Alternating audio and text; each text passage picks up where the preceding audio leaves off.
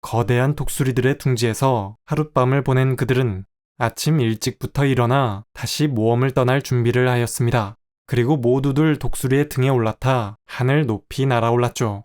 이때 아래를 내려다보았더니 너무 아찔했던 빌보는 두 눈을 질끈 감고 두 손으로 독수리의 깃털을 더 꽉 움켜잡았습니다. 그러자 빌보를 태운 독수리는 아이, 꼬집지 말게. 자네가 토끼처럼 생기긴 했지만 토끼처럼 겁먹을 필요는 없어. 바람도 거의 불지 않는 이 아름다운 아침에 하늘을 나는 것보다 더 멋진 일이 뭐가 있겠나? 라고 말했죠. 이에 빌보는 따뜻한 목욕을 하고 잔디밭에서 맛있는 아침 식사를 먹는 것이 있지요. 라고 대답하고 싶었지만 그냥 아무 말도 안 하는 게 낫겠다는 생각을 하며 손의 힘을 아주 약간만 풀었습니다. 그렇게 한참을 날아가다가 땅에 가까워지자 다시 빌보는 눈을 떴죠. 그리고 곧 독수리들은 어떤 커다란 바위 위에 그들을 내려주었고 정중한 작별 인사를 나눈 뒤 다시 날아갔습니다. 그들이 내린 바위는 언덕만큼이나 크게 솟아 있었고 그 주변엔 강이 흐르고 있었는데요.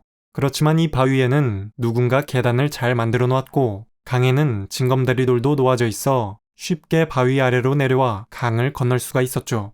그렇게 강을 건너온 뒤 일단 그들은 모여서 앞으로 어떻게 할지에 대해 잠시 의논을 하기로 했습니다. 그런데 이때 간달프가 갑작스러운 얘기를 꺼내죠. 나는 자네들이 안개산맥을 안전하게 넘을 수 있도록 돌봐줄 생각이었네. 이제 여기까지 잘 왔으니 내가 할 임무는 다 했어. 게다가 원래 생각했던 것보다도 더 멀리까지 같이 왔지. 어쨌든 이건 내 모험은 아닐세.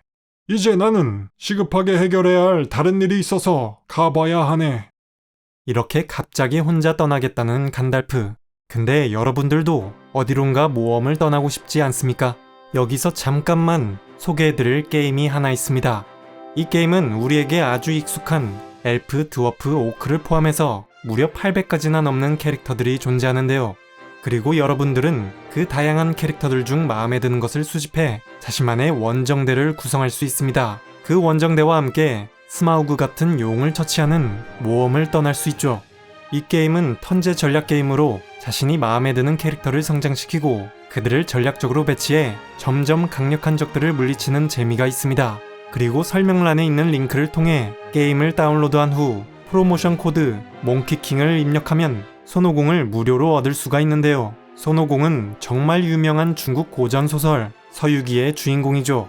서유기의 손오공은 나중에 제 채널에서도 다루려고 하는 저도 정말 좋아하는 캐릭터입니다. 이 게임에서 손오공은 여러가지 특별한 능력들을 가지고 있어 여러분들에게 큰 힘이 될 겁니다. 참고로 프로모션 코드는 오직 신규 회원에만 적용되고 2025년 1월 7일까지니 서두르셔야 하죠. 그리고 설명에 있는 제 링크를 클릭하거나 화면에 QR코드를 스캔하면 엄청난 보너스를 또 받을 수 있는데요. 오크 종족의 에픽 챔피언 타고아가 있는 스타터팩을 즉시 얻을 수 있고 레벨 15에 도달하면 챔피언 초노루도 받을 수 있습니다. 그리고 게임 내에서 제가 봤을 때 원정대 클랜을 검색하여 가입하시면 함께 모험을 떠날 수 있습니다. 자, 다시 이야기로 돌아가 보겠습니다. 언제나 든든하게 우릴 지켜줄 거라 생각했던 간달프가 갑자기 떠난다고 하니까 드워프들은 몹시 상심한 표정을 지었죠. 심지어 빌보는 눈물까지 흘렸습니다. 그러자 간달프는 또 이렇게 말했죠. 지금 당장 사라지는 건 아니야. 자네들에게 하루 이틀 정도 시간을 더 낼 수 있지. 자네들은 지금 우리가 어디에 있는지도 모를 텐데 그건 지금 말해줄 수 있네. 이 지역은 사람들이 거의 살지 않은 곳이야. 그런데 내가 알고 있는 누군가가 여기에서 멀지 않은 곳에 살지. 바로 우리가 내린 저 거대한 바위에 계단을 만들어 놓은 사람일세. 그리고 그는 저 바위를 바우바위라 부르지. 어쨌든 우린 지금 식량도 없고 타고 갈 말도 없고 뭐 아무것도 없지 않나. 자네들이나 내가 여기서 뭔가 더 하려면 그 사람에게 찾아가 도움을 좀 받아야 해. 그리고 그 사람을 만나 일이 잘 풀린다면 나는 아까 독수리들처럼 자네들에게 작별 인사를 하고 떠날 걸세. 그러자 드워프들은 간달프에게 황금과 보석들을 나눠줄 테니 떠나지 말라고 붙잡았습니다. 이에 간달프는 마음을 바꾸지 않으며 우린 다시 만나게 될 거고 자긴 이미 그것들을 나눠받을 권리가 있다고 말했죠. 그러자 드워프들은 이후로 더 이상 간청하지 않았습니다. 그리고 그들은 깨끗한 강물에서 목욕을 하고 배는 매우 고팠지만 상쾌한 기분으로 다시 길을 떠났습니다. 그런데 가면서 빌보는 아까 그 거대한 바위를 왜 바위라 부르냐고 질문하죠. 이에 간달프는 지금 우리가 찾아가는 그 사람이 그걸 바위라 불렀기 때문이라고만 대답합니다. 그러니까 괜히 저도 궁금해졌는데요. 왜 바위일까? 참고로 바위라는 게 영어 원서에는 카로크로 나옵니다. 근데 이게 왜 바위로 번역되었나 궁금해서 좀 찾아봤더니 카로크는 원작자 톨킨이 언어적 농담으로 만든 단어라고 하는데요. 앵글로색슨어로 카는 바위를 의미하고 웨일스어로 카레그라는 단어도 바위나 돌을 의미한다고 합니다. 그러니까 카로크라는 단어는 바위를 2번 반복하는 느낌의 단어인 거죠. 그래서 이게 바위라 번역된 것입니다. 아무튼 바위를 바위라 부른 사람에 대해 간달프는 더 자세한 얘기를 해주는데요. 내가 말한 그 사람은 정말 대단한 사람이라네. 근데 그 사람은 기분이 좋으면 친절하지만 화가 나면 등골이 오싹해지게 무서울 거야. 그리고 미리 경고하는데 그는 화를 잘 낸다네. 그러니 모두 지극히 정중한 태도로 그를 대해야 해. 그런데 이 얘기를 듣자 드워프들은 그런 사람한테 지금 우릴 데려가는 거냐고, 좀 더 성격이 좋은 다른 사람을 찾을 수는 없냐고 질문들을 퍼부었죠. 그러자 간달프는 그래! 그런 사람한테 데려가는 거야. 다른 사람은 못 찾아! 라고 화를 냈죠. 그리고 그 사람에 대해 더 말해주었습니다. 그의 이름은 베오른이고 매우 힘이 센 장사에다가 가죽을 바꾸는 사람이라고 했죠. 그러자 빌보는 뭐라고요? 뭐 비상인가요? 토끼 가죽을 다람쥐 가죽이라 바꿔 속여 파는 그런 사람인가요? 라고 물었습니다. 그리고 이 말에 속이 터진 간달프는 아이, 제발 그런 멍청한 소리는 하지 말게, 빌보. 그의 집 반경 100km 밖에서도 절대 모피상이란 말은 쓰면 안 돼. 모피상의 모자도 꺼내지 마. 모피와 관련된 그 어떤 말도. 베오른 그 사람은 자기 자신의 가죽을 바꾸는 거야. 변신을 하는 사람이란 말이야. 그는 커다란 흑곰으로 변신할 수가 있지. 라고 말했죠. 베오른이란 인물은 평소에도 엄청난 거구에다 매우 힘이 센 장사 체형인데 커다란 흑곰으로 변신까지 할 수 있는 자였습니다. 그러니까 그가 화가 나지 않도록 매우 조심해야 하는 거죠. 베오른은 보통 우리가 게임에서 보는 드루이드 캐릭터와 비슷한 느낌인데요. 그는 숲속에서 나무로 지은 어떤 커다란 집에 살았습니다. 그리고 그는 동물들의 말을 할 수 있었죠. 그는 집에서 여러 동물들을 키웠는데 그가 키우는 놀라운 동물들은 그와 대화를 나누며 그를 위해 일했습니다. 그리고 베오르는 자신이 키우는 동물들을 포함해 다른 야생동물들도 잡아먹지 않았죠. 대신 그는 벌들을 키우며 얻은 꿀이나 우유로 만든 음식들을 먹고 살았습니다.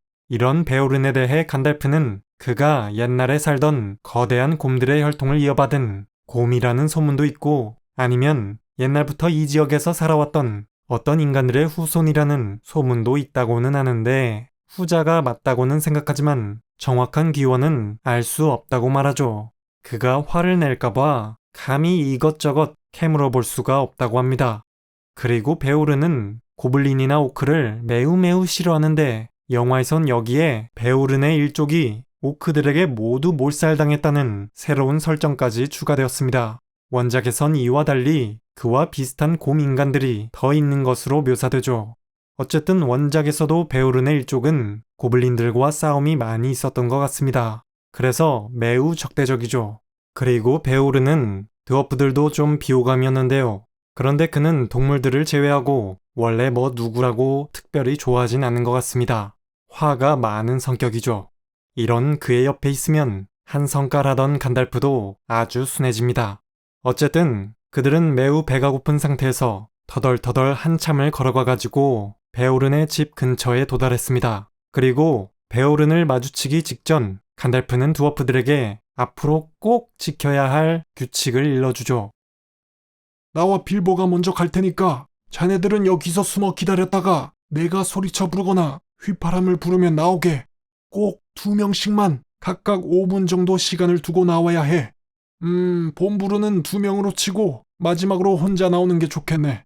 다들 알겠지? 그를 절대 화나게 해선 안 돼. 곰은 사람을 찢어. 그리고 간달프는 빌보를 데리고 드디어 베오른 앞으로 갔죠. 그러자 베오른은 너희들은 누구고 뭘 원하는 거냐? 라고 퉁명스럽게 물었습니다. 이에 간달프는 자신과 빌보를 공손히 소개했죠. 그리고 베오른에게 자긴 마법사인데 혹시 내 착한 사촌 라다가스트를 아시냐고 물었는데요. 라다가스트는 가운데 땅에 함께 파견된 5명의 마법사 중 한 명이었습니다. 이때 라다가스트를 사촌이라 부른 것은 그냥 비유적인 표현인 것 같은데 그래서 영화에서는 사촌이란 말 대신 동료라고 대사가 바뀌었죠. 참고로 라다가스트는 영화에선 꽤 존재감 있게 등장하는데 원작에서는 이렇게 이름만 한번 언급되고 아쉽게 출연하질 않습니다. 어쨌든 간달프는 엄청난 동물 애호가였던 동료 마법사 라다가스트를 일부러 언급하며 베오른에게 호감을 좀 사보려 했던 거죠. 그러자 베오른은 마법사치고 나쁜 친구는 아니었어. 그를 가끔씩 보지. 그래. 너희들이 누구라는지는 알겠다. 근데 뭘 원하는 거지? 라고 말했습니다. 이에 간달프는 지금 우린 안개산맥에서 고블린들과 힘든 싸움을 하다 와서 가진 것도 없고 도움이 필요한 처지라고 말했죠. 그러자 베오르는 고블린들하고 싸웠다니까 갑자기 호감과 흥미를 느끼며 왜 싸웠는지 궁금해했습니다. 이에 간달프는 그 녀석들이 우리를 한밤중에 기습했소.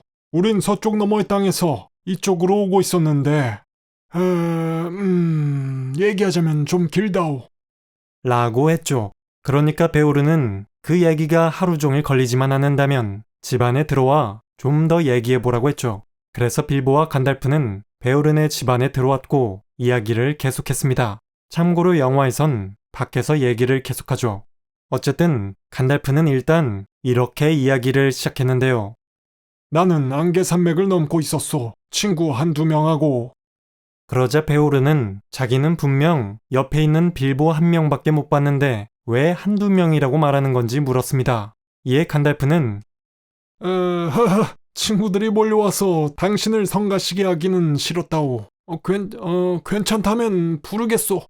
라고 했죠. 그러자 베오르는 어서 부르라고 했습니다. 참고로 영화에서는 소린이 맨 마지막에 딱 폼 잡고 나오는 걸로 드워프들의 등장 순서가 달라졌는데 원작에서는 간달프가 휘파람을 불자 소린과 도리가 먼저 나와 베오른에게 인사를 하죠. 그러자 베오른은 그들이 드워프라는 것과 소린이란 이름을 알아보고 자긴 드워프들을 별로 좋아하진 않지만 스로르의 손자이자 스라인의 아들인 소린이 정말 맞다면 그리고 소린의 일행이 점잖고 고블린들의 적이며 내 땅에서 말썽을 피우지 않을 거라면 괜찮다고 말했습니다. 그런데 이 드워프들이 여기까지 와서 도대체 뭘 하려는 건지도 물었죠. 이에 간달프는 이렇게 답합니다. 그들은 저 멀리 동쪽으로 선조의 땅을 찾아가려 한다오. 그래서 우린 안개산맥을 넘고 있었는데 무시무시한 폭풍우를 만났고 바위 거인들이 나와 바위까지 던지고 난리도 아니었소. 그래서 나하고 빌보하고 동료 여러 명은 어느 동굴로 몸을 피했는데 거기서 사악한 고블린들이 튀어나와 우리를 공격했소. 그런데 여기서 베오른이 끼어들어 자네는 2명을 왜 여러 명이라고 부르냐고 묻는데요. 그러자 간달프는 사실 2명 이상이 있었다고 대답했죠. 이에 베오른은 그럼 그들은 어디 있나? 죽었나? 잡아먹혔나? 아님 집에 갔나? 라고 물었습니다. 그러자 간달프는 접대하기엔 좀 많은 인원인 것 같아 미안한 마음에 아까 휘파람을 불었을 때 다 나오지 않은 것 같다고 했죠. 이에 베오르는 괜찮으니까 다시 휘파람을 불어서 부르라고 했습니다. 뭐 한두 명 더 많다고 별다를 건 없을 거라고 했죠. 그래서 간달프는 또 휘파람을 불었고 다음은 노리와 오리가 나와 베오른에게 인사를 했습니다. 그리고 베오르는 간달프에게 이러다가 저녁 먹을 때까지 이야기가 안 끝나겠다고 어서 이야기를 계속하라고 했죠. 그러자 간달프는 지금까지 이야기했던 방식처럼 6명을 한때로 8명을 10명 남짓으로 슬쩍 사람 숫자를 조금씩 올려서 이야기를 계속하며 드워프들이 2명씩 더 오도록 만들었는데요. 안개산맥을 넘다가 고블린들과 싸우고 와르그들의 습격까지 받았는데 독수리들에게 구출받았던 지금까지의 모험담을 얘기하다 보니 어느새 13명의 드워프들이 모두 나왔고 이야기가 다 끝났을 땐 해가 져가고 있었죠.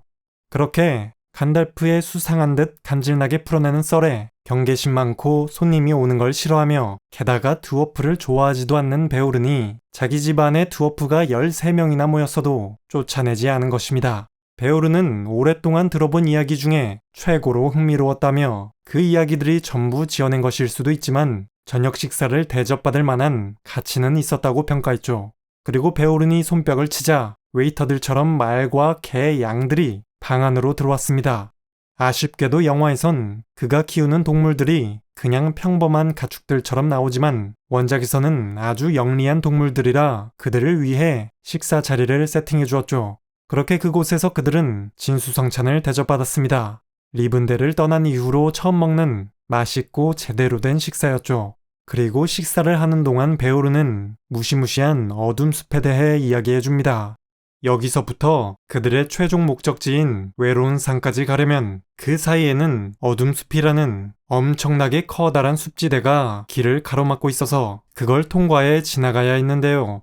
참고로 어둠 숲은 원래 초록숲이라 불렸는데 숲의 남쪽에 사우론과 마술사 왕이 돌굴두르라는 요새를 건설한 이후 괴상하고 사악한 생명체들이 마구 늘어나고 숲에 어둠이 퍼져 어둠 숲이라는 이름으로 불리게 됩니다. 그래서 온갖 위험으로 가득했던 어둠 숲은 외로운 산에 도달하기 전 통과해야 할 가장 큰 난관이었죠. 어쨌든 저녁 식사를 마치고 그들은 베오른의 집에서 하룻밤을 보내게 되었는데 베오른은 해 뜨기 전까진 위험하니까 절대 밖에 나가지 말고 안전한 이 집에서 쉬라는 말을 남기며 자긴 한밤중에 밖으로 나갔습니다. 그리고 다들 잠을 자고 다음날 아침 해가 뜨자 밖에는 아침밥이 차려져 있었죠. 그런데 간달프도 아침을 먹고서 혼자 어디론가로 사라졌는데요. 그리고 그날은 베오른이 키우는 동물들이 삼시세끼를 다 차려주었고 저녁을 먹고 있을 때 간달프가 다시 돌아왔죠. 그동안 간달프는 밖에서 곰의 발자국을 찾아다니며 베오른의 행적을 추적하다 온 것이었습니다. 일단 이 근처에서 다양한 곰 발자국이 수없이 많이 찍혀있는 것으로 보아 사방팔방에서 모인 곰들이 새벽까지 춤을 추며 파티를 벌였다는 것을 알았죠.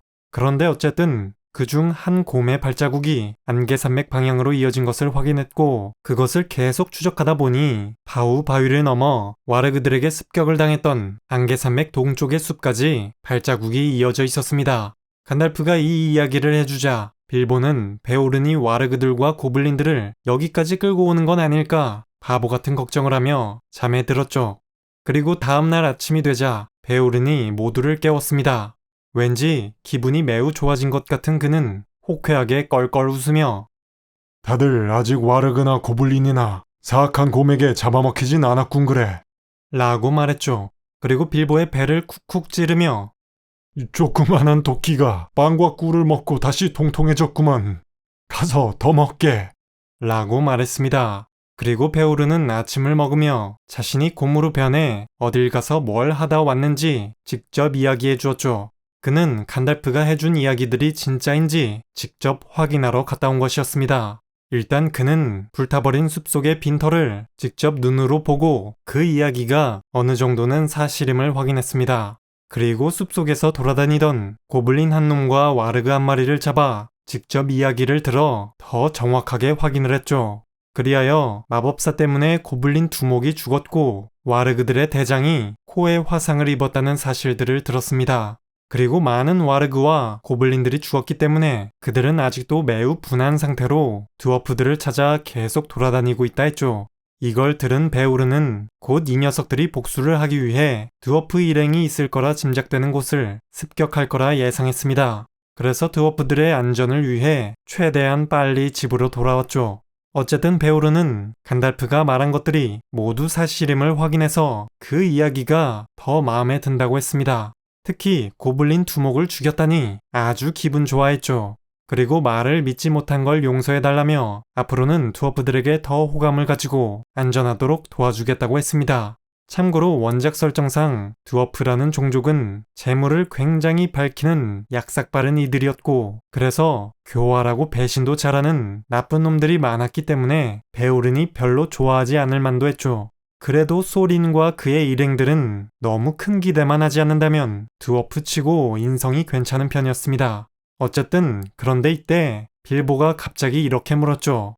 그 고블린과 와르그는 어떻게 하셨어요? 그러자 베오르는 와서 보라고 했습니다. 그래서 따라가 보니 고블린 머리 하나와 늑대 가죽 하나가 걸려 있었죠. 역시 베오르는 사람을 찢을 수 있는 자였습니다. 어쨌든 그래도 이런 무시무시한 자가 그들의 친구가 되었으니 든든했죠. 그리고 간달프는 그의 도움을 최대한 받을 수 있도록 이 여행의 진짜 목적을 공개하는 게 현명하다고 판단했고 베오른에게 모두 알려주었죠. 그러자 베오른은 빌보와 드워프들을 위해서는 각각 조랑말 한 마리씩 그리고 간달프에게는 말 한 마리를 빌려주기로 했고 그들이 아껴 먹는다면 몇 주는 버틸 수 있는 양의 음식들을 들고 다니기 좋은 방식으로 만들어 정성껏 챙겨주었습니다. 그리고 물을 담아 마실 가죽 주머니와 활과 화살도 주었죠. 거기에다 몇 가지 중요한 조언들까지 해주었는데요. 어둠 숲을 지나는 길은 어둡고 위험하고 힘들 걸세. 거기서는 마실 물과 먹을 것도 찾기가 힘들지. 거기 사는 야생동물들은 새까만 데다가 기괴하게 생겼고 성질도 포악하다네. 그리고 길을 가로질러 흐르는 검은 강이 있는데 그 물은 마셔도 안 되고 목욕을 해서도 안 돼. 마법에 걸린 물이라 졸음과 망각을 일으킨다고 알려져 있지. 그리고 먹을 만한 거든 아니든 사냥하려다간 길을 잃어버릴 테니 절대 함부로 활을 쏘지 말게. 그리고 숲의 입구에 도착하면 내가 빌려준 말들을 돌려보내주게. 일단 숲에 들어간 이후엔 내가 도와줄 방법은 없어. 내가 챙겨준 음식과 자네들의 운과 용기에 맡겨야지. 자네들이 여행을 잘 마치길 바라겠네. 혹시라도 여기로 돌아오게 된다면 내 집은 언제라도 자네들을 환영하네. 이런 심상치 않은 말을 들은 그들은 마음이 매우 심란해졌고 이런 위험한 어둠 숲을 무사히 통과한다 해도 그 다음은 용이 기다리고 있다는 사실을 떠올렸죠. 어쨌든 그래도 그들은 수없이 절을 하며 베오른에게 감사 인사를 했고 다시 길을 떠났습니다. 근데 어둠 숲을 통과하려면 크게 북쪽과 남쪽 두 가지 길 중 하나를 선택해야 했는데요. 첫 번째로 베오른의 집 남쪽에 흐르고 있는 시냇물을 따라가면 옛 숲길이라는 길이 있었습니다. 근데 그 길은 베오른이 추천하지 않았죠. 거긴 나무와 덤불이 무성해서 지나가기가 힘들고 건널 수 없는 늪까지 있어서 오래전에 길들이 다 없어졌다고 합니다. 그래서 이름이 옛 숲길인가 본데 게다가 요새 고블린들이 그 길을 자주 이용하고 있다고 베오르는 경고했죠. 그리고 그 길로 숲을 통과해 반대편으로 나온다 해도 외로운 산에서 너무 남쪽으로 멀리 떨어져 있어 또 북쪽으로 많이 이동해야 했습니다. 그리고 두 번째로 베오른이 추천하는 길이 있었는데 여기서 북쪽으로 말을 타고 며칠간 달리면 잘 알려져 있지는 않았지만 어둠 숲을 통과하는 어떤 길에 입구가 나 있었고 그 길로 들어가 숲을 통과하면 거의 직선으로 외로운 산으로 이어져 있다고 했죠. 그리고 만약 고블린들이 쫓아오더라도 먼저 남쪽 길 쪽으로 올 것이고 자네들이 북쪽으로 갈 거라곤 예상하지 못할 거라 했습니다. 그러니 조랑말보다 훨씬 빠른 와르그들의 추격을 따돌리려면 북쪽으로 가는 게 더 안전하다고 했죠. 그래서 그들은 베오른의 충고대로 북쪽 길을 향해 출발했습니다. 그리고 약 4일 동안 열심히 달려서 드디어 그 입구 앞에 도착했죠. 그런데 이렇게 오는 동안 멀리서 조용히 그들의 뒤를 지켜준 거대한 곰 한 마리가 있었으니 그 곰은 물론 베오른이었습니다. 빌보가 얼핏 그 곰의 모습을 한번 보았지만 간달프는 쉿 아는 체 하지 말라고 했죠. 베오른은 여기까지 오는 동안 그들을 보호해주고 자식처럼 사랑하는 자신의 말들을 안전하게 다시 집으로 데려가기 위해 계속 뒤에서 따라오고 있었습니다. 그리고 간달프는 전에 얘기했던 대로 자긴 여기서 헤어지고 다른 임무를 위해 떠나겠다고 했는데요. 그래서 다들 기분이 침울해졌고 빌보는 간달프를 따라가고 싶었죠. 숲을 대충 입구에서만 봐도 그 안이 한밤중처럼 깜깜하고 으슥한 게 정말 들어가기 싫게 생겨서 다른 길은 없냐고 간달프에게 묻자 간달프는 숲을 돌아가는 다른 길이 있긴 하지. 그런데 북쪽으로 돌아가면 거리가 수백 킬로미터는 더 늘어나고 남쪽으로 내려가면 그 2배는 더 돌아가야 해. 그리고 돌아간다 해도 더 안전한 것도 아니야. 북쪽으로 가면 고블린들과 오크들이 득실거릴 거고 남쪽으로 가면 강령술사의 구역에 들어서게 될 걸세. 그의 검은 탑이 보이는 곳은 근처에도 얼씬거리지 말게. 그러니까 자네들은 반드시 저 숲속의 길을 잘 따라가야 해. 라고 말했습니다. 참고로 여기서 말하는 강령술사는 바로 사우론을 뜻했죠. 그리고 간달프는 절대 길에서 벗어나지 말라는 충고와 함께 작별 인사를 한 뒤 말을 타고 정말 떠나버렸습니다. 이렇게 떠난 간달프가 어떤 일을 겪는지는 이 모험의 마지막에 알게 될 건데요. 아무튼 드워프들은 간달프가 진짜 가버리자 잔뜩 삐져서 툴툴거렸죠.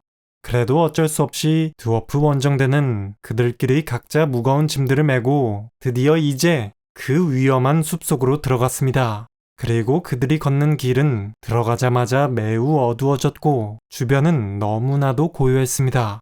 처음엔 그래도 땅 아래까지 내려오는 햇살이 가끔 한 줄기 정도씩은 보였는데 곧 그 작은 햇살마저 전혀 들지 않았죠. 그러니 그들은 곧 이 숲을 고블린 굴만큼이나 혐오하게 되었습니다.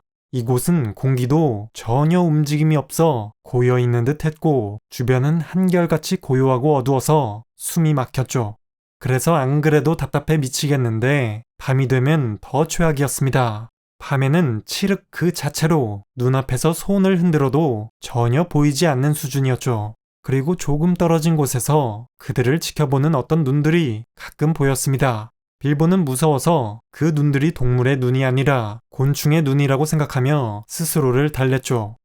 아직 그렇게 춥지는 않았지만 뭐 아무것도 보이질 않으니 모닥불을 한번 피워봤는데 그러자 수백 쌍의 눈들이 막 주변으로 몰려들었습니다. 게다가 더 참을 수 없는 건 거기로 나방이 수천 마리는 몰려들었다는 것이죠.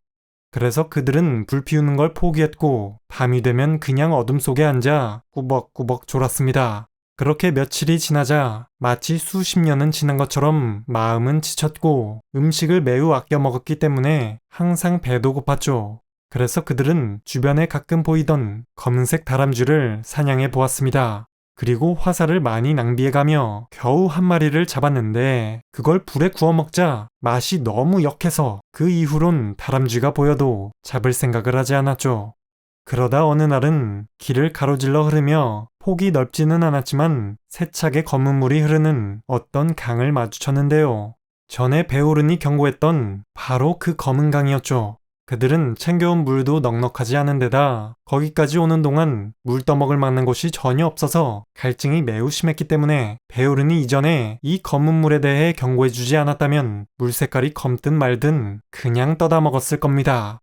그래서 다행히도 그들은 어떻게 하면 이 물에 빠지지 않고 건널 수 있을지에 대해서만 고민했죠. 그리고 그들은 어떤 작은 나룻배 하나를 발견해서 겨우 어찌저찌 그 강을 무사히 건넜습니다. 그런데 맨 마지막으로 건너던 봄부르가 한쪽 발을 땅에 올려놓았을 때 갑자기 웬 수사슴이 튀어나와 봄부르를 발로 차고 가서 검은 물속에 풍덩 빠져버리고 말았죠. 그래서 봄부르를 최대한 빨리 그 검은 물속에서 건져냈지만 봄부르는 이미 깊은 잠에 빠져들어 버렸는데요. 그를 깨우려고 별의 별짓을 다 해봤지만 도무지 일어나질 않았죠. 이후로 또 사슴들이 나타나서 드워프들은 벌떡 일어나 화살을 막 쏴봤지만 하나도 맞추질 못했습니다. 그래서 소린이 이제 그만 쏘라고 말렸지만 이미 화살을 다 써버린 뒤였죠. 그러니 이제 베오른이 준 활도 아무짝에도 쓸모없어졌고 게다가 이제는 그들 중 가장 무거운 봄부르까지 직접 떠매고 가야 했으니 그들은 기분이 매우 우울해졌습니다. 그렇게 며칠을 더 이동하자 먹고 마실 것들까지 거의 동이 났죠.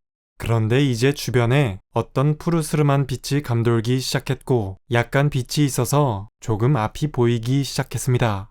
그리고 가끔은 멀리서 마음을 심란하게 하는 웃음소리와 아름다운 목소리로 노래하는 게 들려왔는데 왠지 모르게 섬뜩하고 기이해서 그들은 서둘러 그 지역을 벗어나고 싶었죠. 그리고 또 계속 이동하자 거대한 아름드리 참나무가 빽빽하게 있는 곳에 들어섰는데요.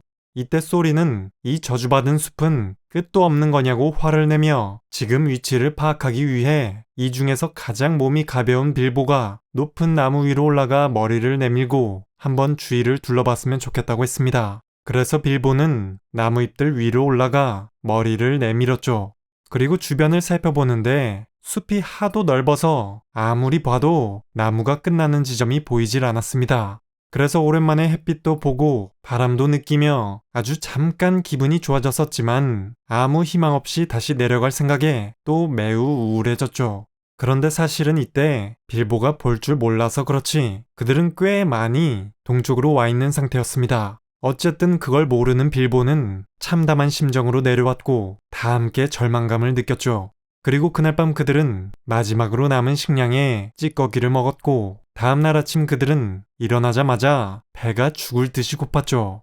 그런데 이날은 비가 내렸고 그들은 타는 듯한 갈증을 조금이라도 해소하기 위해 하늘을 향해 입을 벌리고 있었는데 그때 봄부루가 깨어났습니다. 그는 머리를 긁적이며 일어나더니 지금 자기가 왜 여기에 있는지 어리둥절해했죠. 봄부루는 모험을 떠나기 전 빌보의 집에서 있었던 파티 이후 모든 기억을 잊어버렸습니다. 그래서 드워프들은 그에게 지금까지 있었던 일들을 말해주고 그것을 믿게 하느라 애를 먹었죠. 그러자 먹을 것이 없다는 상황 파악이 된 봄부루는 자긴 아주 근사한 꿈을 꾸고 있었는데 뭐하러 깨어난 거냐며 막 울면서 소리를 질렀습니다.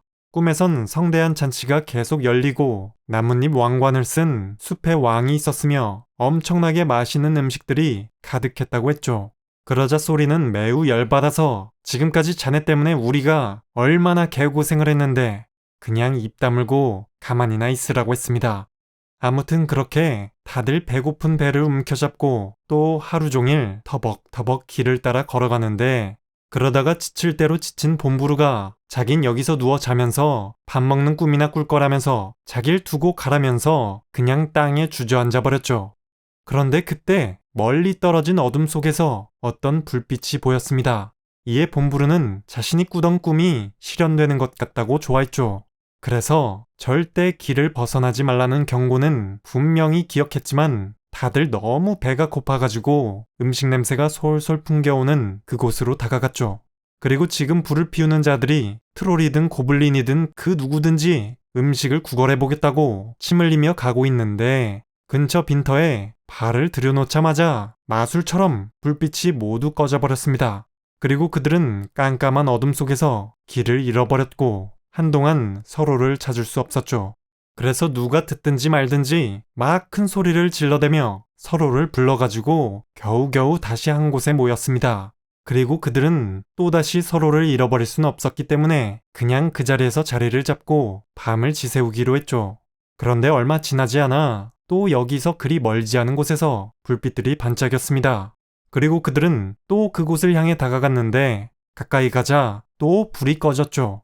그리고 또 한참 시간이 지나자 더 큰 불빛이 보였고 그곳엔 엘프들의 잔치가 벌어지고 있었습니다. 봄부루가 꿈을 묘사한 것처럼 그곳엔 왕관을 쓴 숲의 왕도 있었죠. 그런데 역시나 이번에도 그들이 가까이 다가가자 불이 모두 꺼져버렸습니다. 그리고 또 어둠 속에서 그들은 막 소리를 지르며 서로를 찾았는데 그때 빌보는 왠지 같은 곳을 빙글빙글 돌고 있는 것 같았죠. 그리고 서로를 부르는 소리가 점점 멀어져 갔습니다. 그러다가 빌보는 완전한 정적과 어둠 속에서 홀로 남게 되었죠.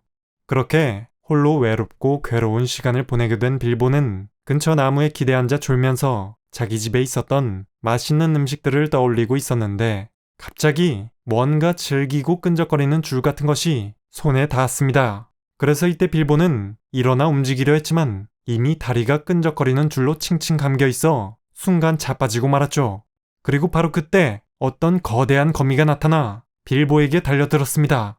그를 잡아먹기 위해 그 거미가 거미줄을 감아놓은 것이었는데요. 그들이 소리를 그렇게 질러댔으니 거미들이 그들을 사냥하러 온 것이죠. 하지만 이때 빌보는 자기에게 검이 있다는 걸 기억해내고 그것으로 거미를 찔러 죽입니다.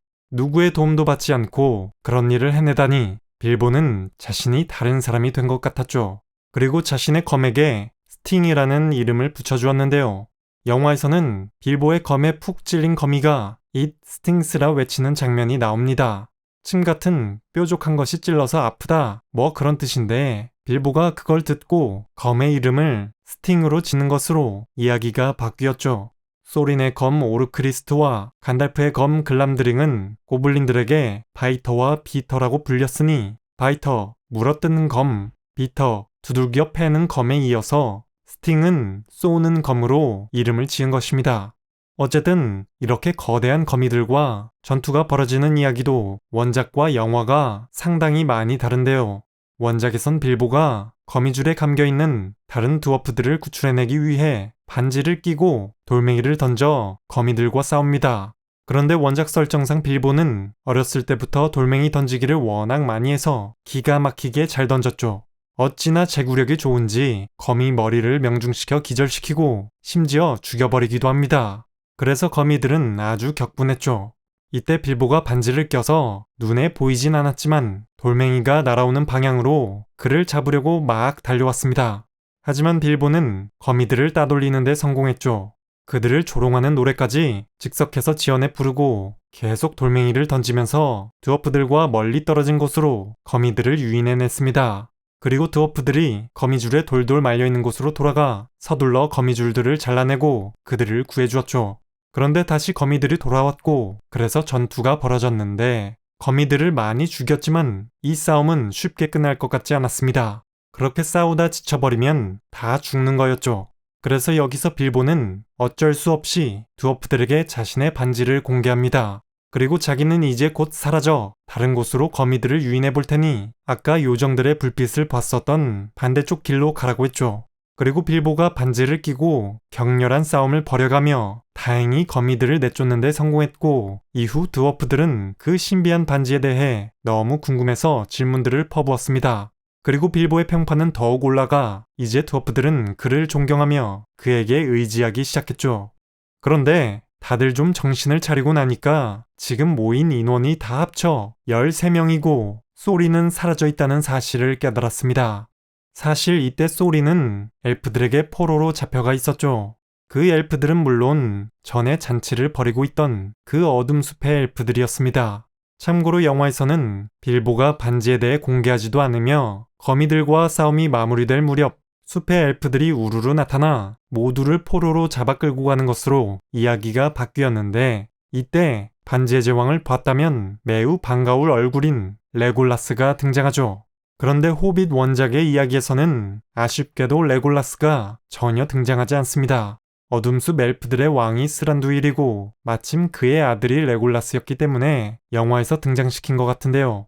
그리고 레골라스와 함께 타우리엘이라는 엘프도 등장하는데 타우리엘은 영화 호빗에서만 나오는 아예 새로 만든 인물인데요. 그녀의 등장으로 드워프인 킬리와 레골라스 사이에 삼각관계 로맨스가 추가되어 꽤 비중있게 출연하는 인물이죠. 어쨌든 한편 어둠숲의 동쪽에는 어떤 커다란 동굴이 있었습니다. 그곳은 숲 요정들의 왕 스란두일의 왕궁이자 성이었죠.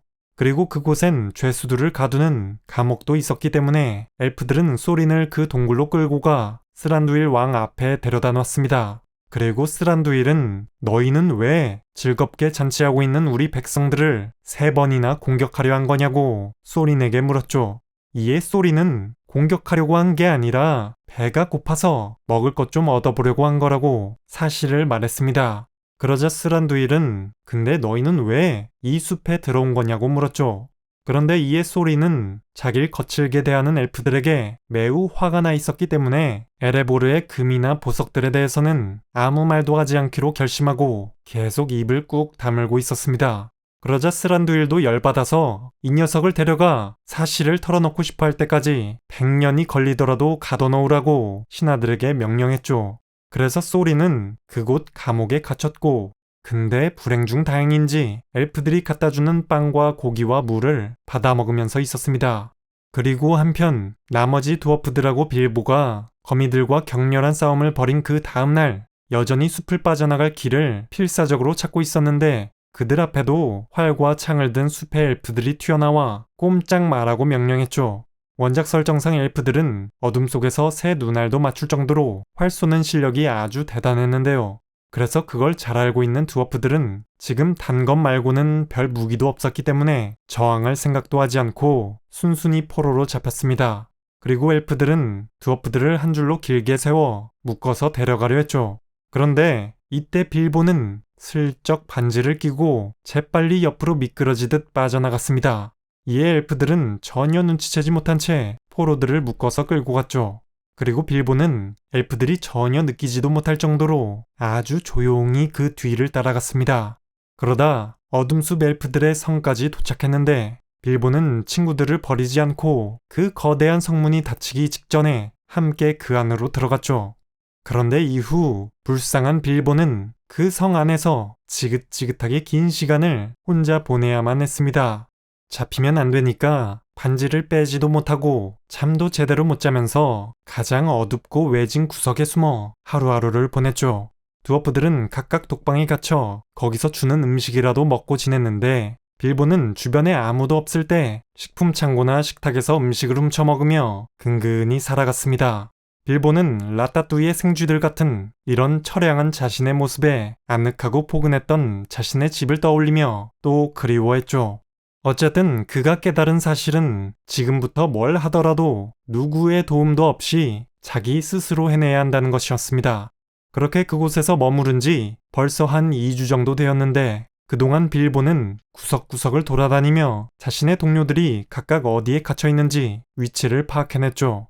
그리고 13명이나 되는 친구들을 어떻게 하면 구출해낼 수 있을지 머리가 터질 정도로 고민했습니다.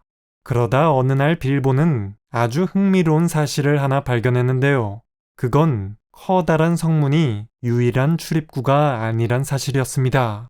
이곳의 가장 아래층에 바닥으로 뚫린 문이 있었고 그 문을 열면 밑에는 물이 흐르고 있었는데 그 물줄기는 강으로 이어져 있었죠. 그곳을 통해 수송물이 드나들고 있었던 것입니다. 그 문은 왕의 포도주 저장실에 있었는데 거기엔 무수히 많은 술통들이 있었죠. 숲의 엘프들, 특히 스란두일 왕이 포도주를 아주 좋아했기 때문입니다. 근데 이 근방에는 포도가 자라지 않아서 다른 데서 만든 포도주를 갖다가 먹었죠. 빌보가 엘프들이 하는 말을 엿들어 보니 여기서 강을 따라 동쪽으로 가면 있는 호수마을의 인간들에게서 그들이 만든 포도주와 다른 여러 가지 식료품들을 많이 가져다 먹었는데 다 먹고 빈 통들이 모이면 그 문을 열어 아래로 던져서 강물에 띄워가지고 호수마을로 다시 보낸다는 사실을 알았습니다. 그리고 빌보는 이를 이용해 친구들을 구출할 계획을 아주 열심히 짰고 어느 날 엘프들의 축제가 있던 저녁 경비대장이 포도주를 마시고 졸고 있을 때 열쇠로 훔쳐서 드워프들의 깜빵 문을 땄죠. 그리고 깜빵에서 나온 드워프들은 빌보의 계획이 뭔지 알고 싶어 했지만 빌보는 지금 시간이 없으니 어서 따라오기나 하라고 했습니다. 그렇게 빌보는 아주 재빠르게 돌아다니며 무사히 13명을 모두 모았죠. 그런 다음 빌보는 계획을 말해주었습니다. 그 계획은 물론 다들 빈 나무통에 들어가 강에 던져져야 한다는 것이었죠. 그러자 드워프들은 그 계획이 마음에 안 든다며 투덜거렸습니다. 그렇게 하면 여기저기 부딪혀서 멍들고 찢기고 게다가 물에 빠져 죽을 거라고 이건 미친 생각이라고 했죠. 그러자 빌보는 화가 나서 좋습니다. 그럼 다들 그 멋진 깜방으로 돌아가세요. 다시 문 잠궈줄 테니까. 편안한 그곳에서 더 나은 계획을 생각해보세요. 하지만 이 열쇠는 2번 다시 손에 넣을 수 없을 겁니다. 라고 말했습니다. 이에 드워프들은 입을 꾹 다물었죠. 그래서 그 계획은 그대로 계속 진행되었습니다. 드워프들은 적당한 빈통 13개를 찾아 그 안으로 들어갔고 뚜껑을 닫았죠. 그리고 뚜껑을 다 닫고 얼마 지나지 않아 빈 통들을 강으로 굴려넣기 위해 엘프들이 나타났습니다. 그런데 일하러 온 엘프 몇 명이 무게로 보아서 몇 개는 빈통이 아닌 것 같다고 말했죠. 그런데 아주 다행히도 거기서 관리자가 니들이 술을 잔뜩 먹고 와서 팔에 힘이 없는 거라고 그냥 시키는 대로 하라고 명령했습니다. 그래서 통에 들어간 드워프들은 다행히 들키지 않고 강물에 던져졌죠. 그런데 여기서 문제는 빌보였습니다. 빌보는 통 안에 들어가지 못했죠. 누가 뚜껑을 닫아줄 사람이 없었기 때문입니다. 그래서 고민하던 빌보는 마지막 남은 통이 문 아래로 굴러갈 때 어쩔 수 없이 그 통을 붙잡고 차가운 물속으로 떨어졌죠. 참고로 영화에선 드워프들이 뚜껑을 닫지 않은 채 빈 통 속에 들어가고 빌보가 그 문을 열어 강물에 띄워지죠. 그리고 이후 오크들의 습격을 받게 되며 화려한 수중 전투 액션이 벌어지는 것으로 이야기가 바뀌었습니다. 이런 액션씬 때문에 뚜껑을 닫지 않은 것이겠죠. 어쨌든 드워프들과 빌보는 그렇게 어둠 숲의 감옥에서 탈출하는 데 성공했고 그 차가운 강물을 따라 여러 개고생을 한 끝에 호수마을에 도착합니다. 근데 영화에서 호수마을의 인간들은 너른골이 파괴된 이후 이곳으로 이주하여 정말 굉장히 먹고 살기 힘들어진 것으로 이야기가 바뀌어 버렸는데요. 원작에서는 그렇지 않습니다. 에레보르와 함께 너른골이 번영하던 전성기 시절보단 못하지만 아직도 용감한 인간들이 살고 있었고 꽤 잘 살고 있었죠. 그리고 영화에선 처음 호수마을로 들어갈 때 바르드라는 인물과 마주쳐 그를 통해 아주 몰래 막 변기통에서 나오는 구료까지 참아가며 겨우 마을 안으로 들어가지만 원작에선 그냥 도착하자마자 소린이 이 마을 영주를 만나겠다고 말하며 아주 당당하게 들어갑니다. 그리고 그가 사람들에게 나는 산 아래 왕 스로르의 손자이자 스라인의 아들 소린이다고 외치자 호수마을의 사람들은 드워프 왕이 돌아왔다니 당장 내일이라도 이곳이 막 황금으로 넘쳐날 것처럼 흥분과 열광의 도가니에 빠져 그들을 환영하죠. 정확히 말하면 소린이 그 드워프 왕은 아니긴 한데 사람들은 신경 쓰지 않았죠. 그래서 이렇게 들썩이는 여론에 맞춰 호수마을의 영주도 소린과 그 일행들을 환대했습니다. 호수마을에서는 드워프 원정대에게 커다란 집을 숙소로 제공했고 식사 제공은 물론 치료도 해주고 배와 사공까지 제공해 마음대로 타고 돌아다닐 수 있게 해줬죠. 그렇게 2주 동안이나 귀빈 대우를 받다가 소리는 이 열광적인 분위기가 식어버리기 전에 모험에 필요한 것들을 도움받고 외로운 산을 향해 떠나야겠다 생각했습니다. 이때 호수마을 영주는 그들이 도착한 이후로 마을은 모든 일이 중단된 채 쉬고 있었고 그들을 보살피는데 많은 비용이 들었기 때문에 그들이 떠나는 것을 환영했죠. 그리고 영주는 속으로 솔직히 이 드워프들이 스마우그 앞에서 뭘 할 수 있겠나 생각하며 기대도 안 했지만 겉으로는 여러분들이 필요한 도움을 제공하겠다며 당신이 왕국을 되찾고 우리에게 보답하는 걸 기대하겠다고 했습니다. 그리고 그들이 모험을 출발할 때 식량을 가득 실은 세 척의 배와 사공에다 타고 갈 조랑말까지 준비해줬죠. 그렇게 또다시 그들은 이 기나긴 여정의 종착지를 향해 다시 길을 떠났습니다. 이후 호수마을 북쪽으로 이어진 강줄기를 따라 배를 타고 이동한 원정대는 드디어 외로운 산 근처에 도달했죠. 그 외로운 산의 주변은 오래전 시커멓게 타버리고 아무것도 남지 않은 스마우그의 폐허로 아주 황량하고 고요했습니다. 그리고 리븐델에 머무를 때가 6월이었는데 지금은 벌써 가을에서 겨울로 접어들려는 시점이었죠. 어쨌든 이제 목적지에 도착한 그들은 그 비밀의 문을 찾기 시작했습니다. 일단 문이 있을 곳까지 올라갈 길을 찾기 시작했는데 며칠을 찾다가 어느 날 빌보가 어떤 거친 계단 같은 걸 발견했고 그 길을 따라 올라가다 보니 여기가 비밀의 문인가 본데? 라고 할 만한 지점을 찾아냈죠. 그런데 그러자 드워프들은 급한 마음에 비밀 열쇠나 지도에 달빛 문자로 써져 있던 내용들은 그새 싹 다 까먹은 것처럼 그곳을 두드려보고 힘껏 밀어보기도 하고 제발 열려달라고 사정도 하고 엉터리 주문도 외쳐보고 별의 별짓을 다 했지만 역시나 아무것도 열리지 않았습니다. 그래도 어쨌든 그들은 흥분된 마음으로 그 비밀문이 있는 것으로 추정되는 곳 앞에 야영지를 옮겨 세우고 비밀문의 위치가 어디인지 알아내기 위해 며칠 동안이나 쉬지 않고 노력했죠. 그들은 곡괭이 같은 광산에서 쓰는 연장을 갖다가 막 내리쳐보기도 했는데 손만 아프고 곡괭이만 부서졌습니다.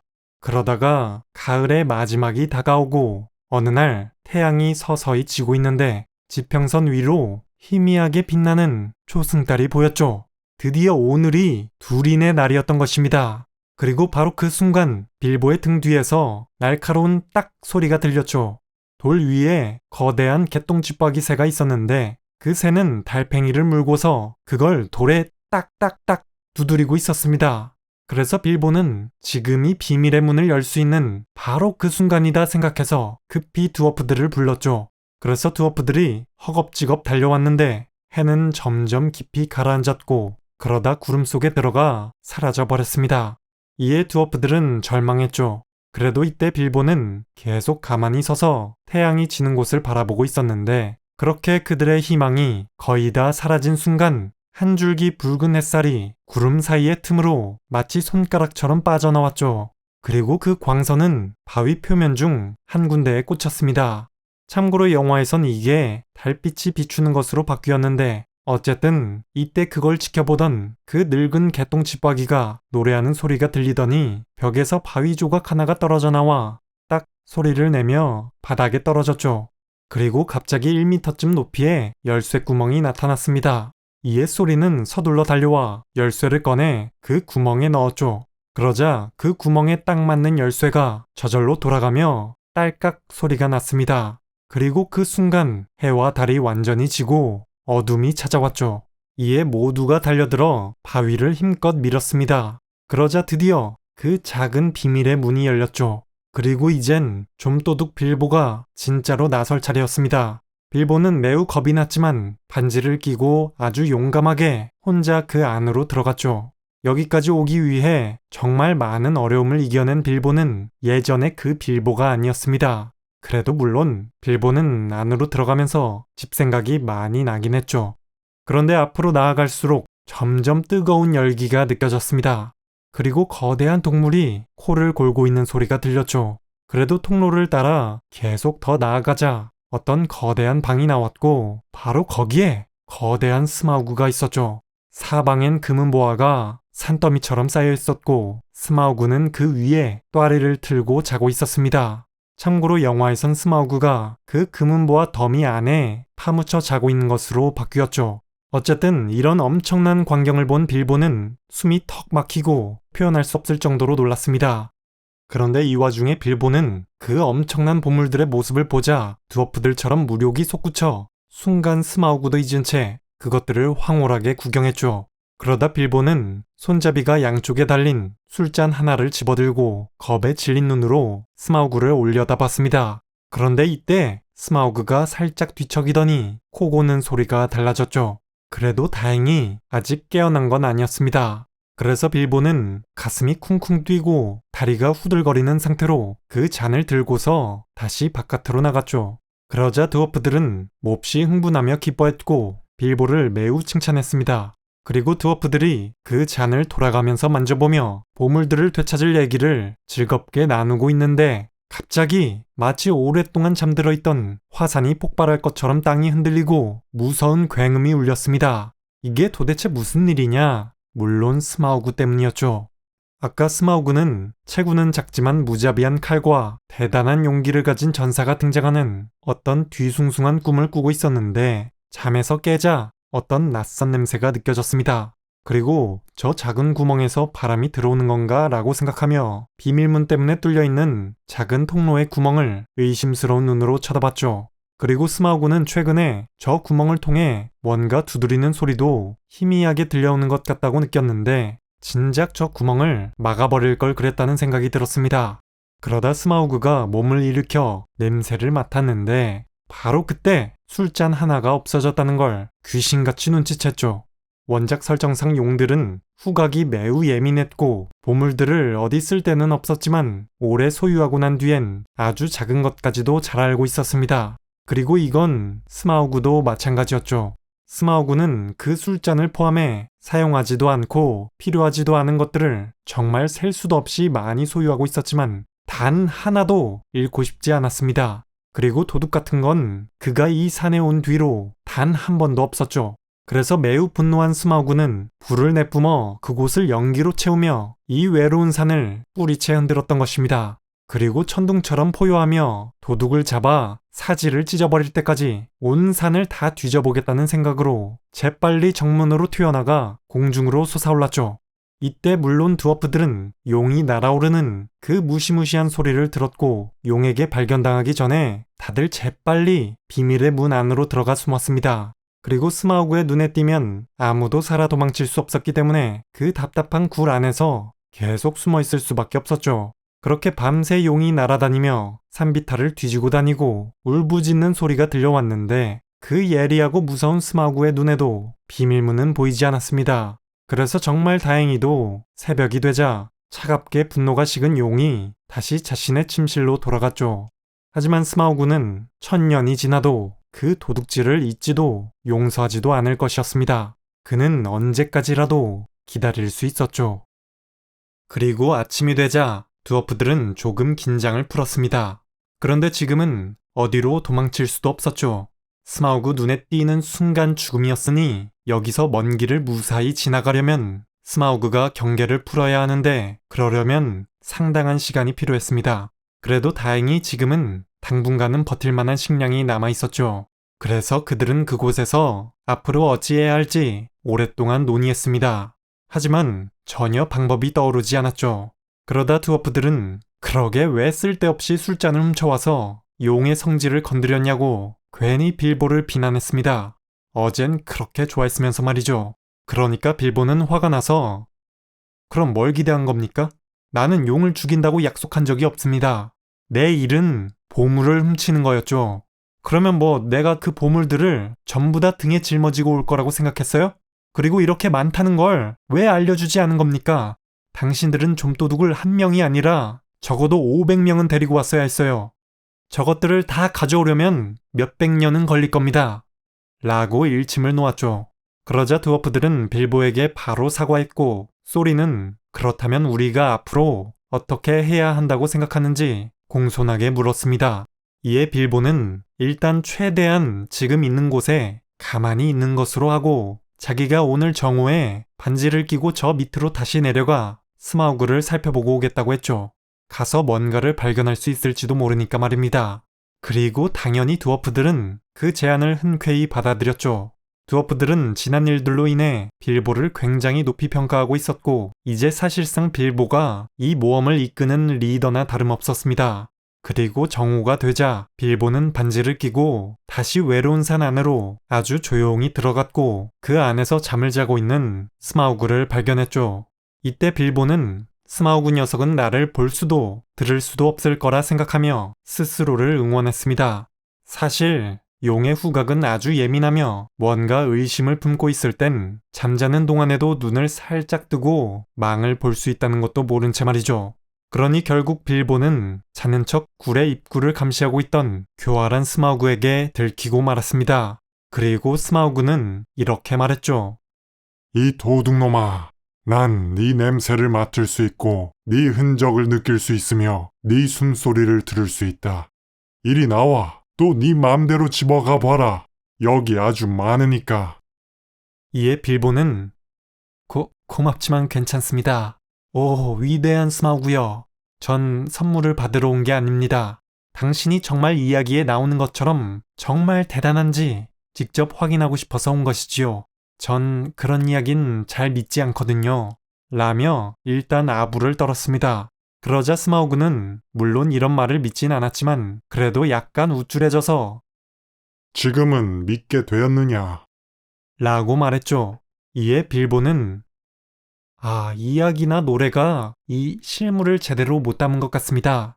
오, 스마우그, 이 위대한 최고의 재앙이시여. 라고 또 아부를 떨었습니다. 그러자 스마우그는 기분이 좀 좋아져서 도둑에다가 거짓말쟁이지만 예의는 바르구나. 넌 나를 잘 알고 있지만 난 네 냄새를 맡아본 기억이 없다. 너는 누구고 어디에서 왔는지 물어봐도 될까? 라고 예의를 차리는 듯 물었죠. 이에 빌보는 물론입니다. 전 언덕 아래에서 왔고 언덕 아래와 언덕 너머로 길을 따라왔습니다. 그리고 하늘을 날아왔죠. 저는 보이지 않게 걷는 자입니다. 라며 마치 수수께끼를 하듯 알쏭달쏭하게 말했습니다. 그런데 스마우그는 그래, 잘 알겠다. 근데 그게 너의 평소 이름은 아니겠지? 라며 내가 지금 누구냐고 물었는데 너 도대체 뭔 소리를 하고 있냐? 라는 식으로 화를 내지 않고 꽤 흥미롭게 빌보의 말을 듣죠. 그리고 빌보는 이런 수수께끼 같은 자기소개를 계속 하는데요.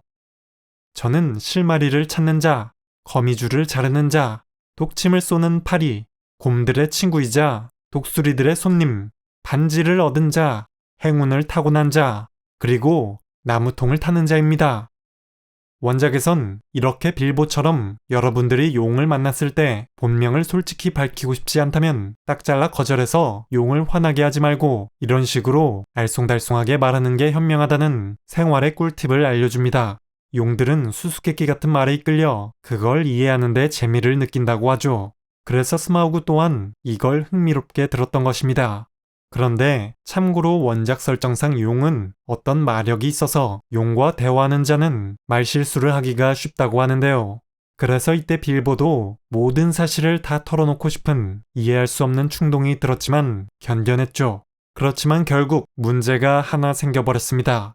안 그래도 스마우그는 속으로 호수마을의 인간들을 의심하고 있었는데 빌보의 나무통을 타는 자라는 소개말 때문에 나무통으로 물건을 운반하며 거래하는 호수마을을 떠올리며 역시 그 녀석들의 비열한 음모였다고 판단을 내려버린 것이죠. 만약 이게 틀리다면 내가 용이 아니라 도마뱀이라고 아주 확신을 하며 웃었습니다. 그리고 스마우그는 빌보에게 더 이상 드워프들을 위해 일하지 말라고 충고도 했는데요. 이에 빌보가 드워프들이요?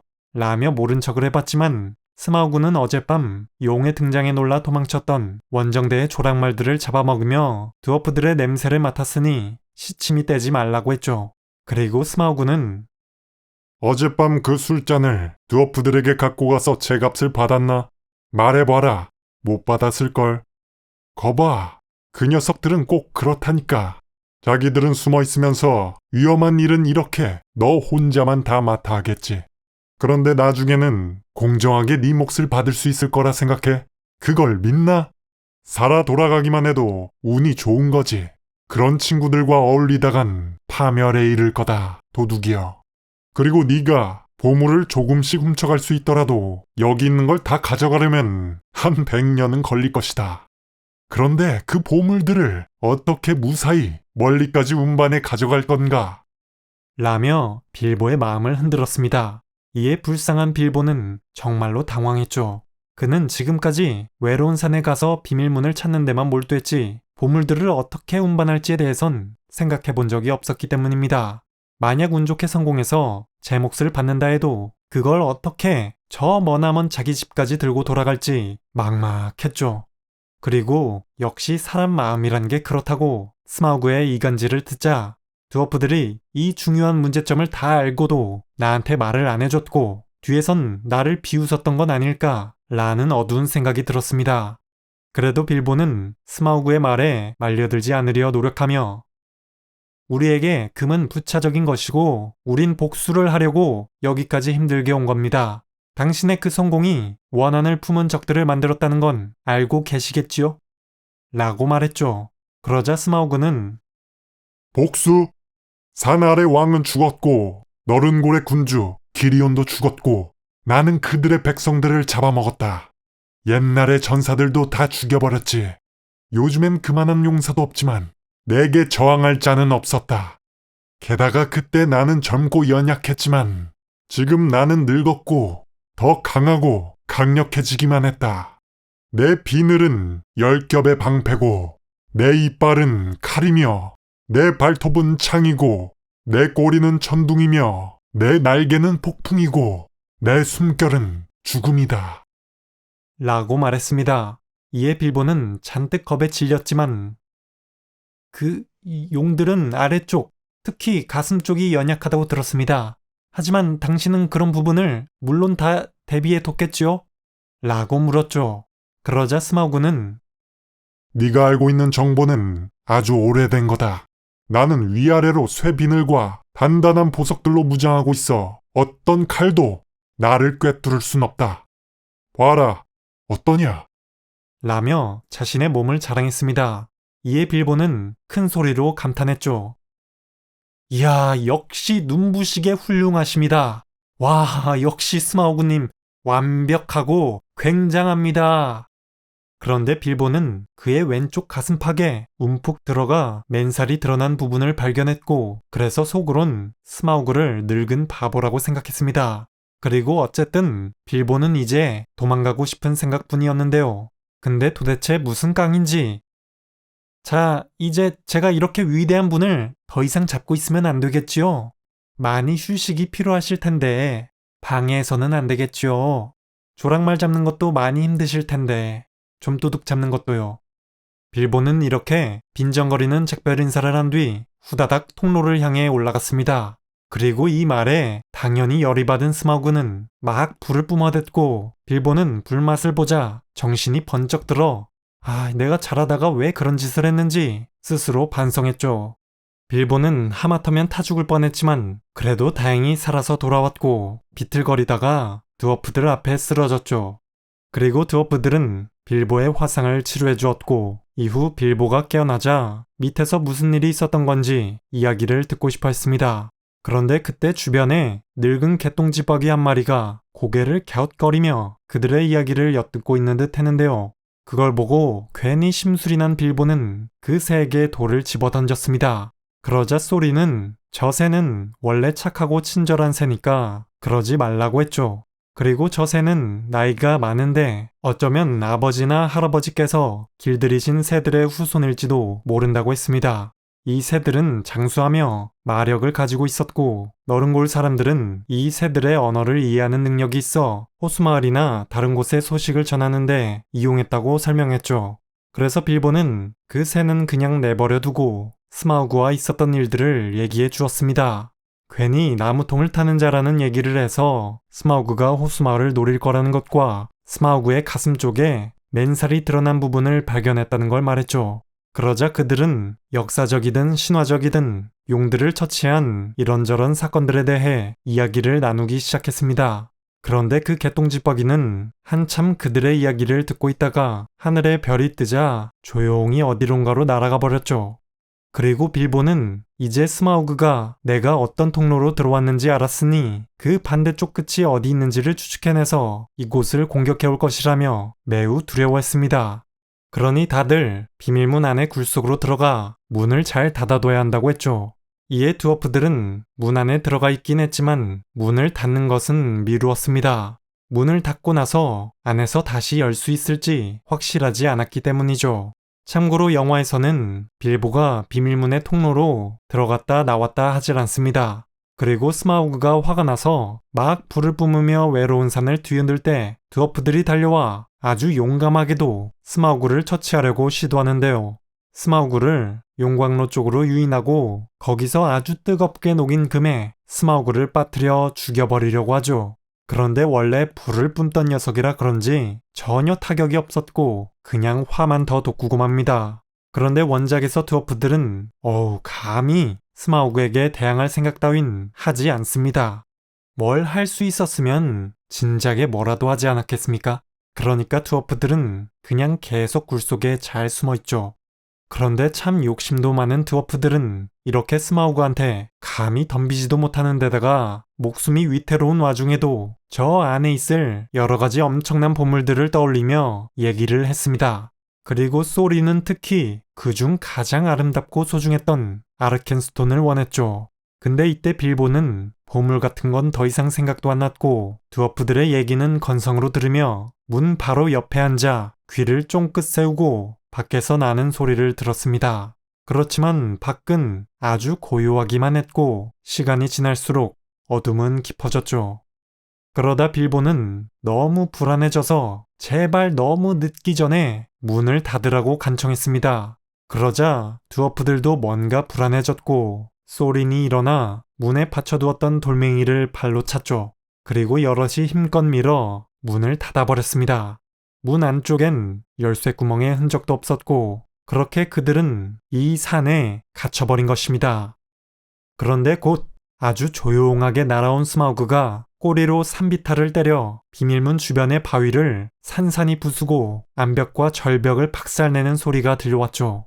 그래서 그들은 그 엄청난 울림에 문 닫는 게 조금만 늦었어도 어찌 됐을지 상상도 하고 싶지 않아 하며 살아있는 것만으로 기뻐했습니다.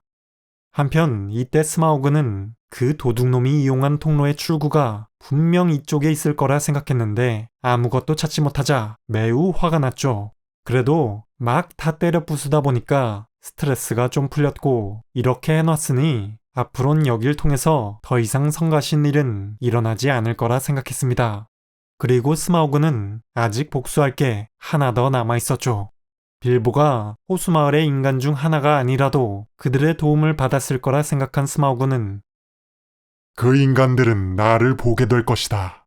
그리고 진짜 산 아래의 왕이 누구인지 떠올리게 될 것이다. 라며 호수마을로 향했습니다. 영화에선 스마우그가 날아가며 이렇게 말하죠. 나는 불이다. 나는 죽음이다.